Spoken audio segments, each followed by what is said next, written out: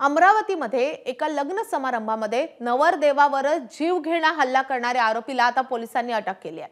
आरोपी राघव बक्षी आणि त्याच्या साथीदाराला अकोल्यामधून अटक करण्यात आली आहे। 11 नोव्हेंबरच्या रात्री सुजल समुद्रे या नवरदेवावर राघव बक्षी याने स्टेजवर जाऊन चाकूने वार करून जखमी केलं होतं।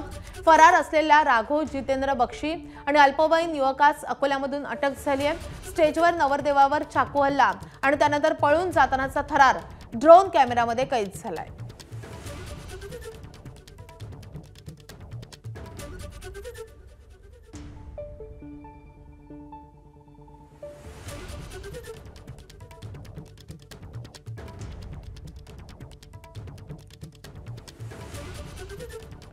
तर नवरदेवावर हल्ला करणाऱ्या या दोघांना आता अकोल्यामधून अटक झालेली आहे।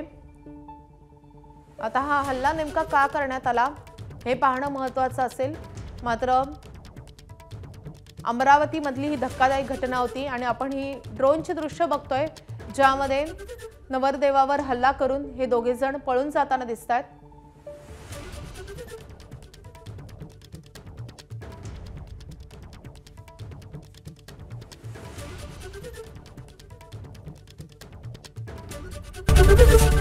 एबीपी माझा, उघडा डोळे बघा नीट।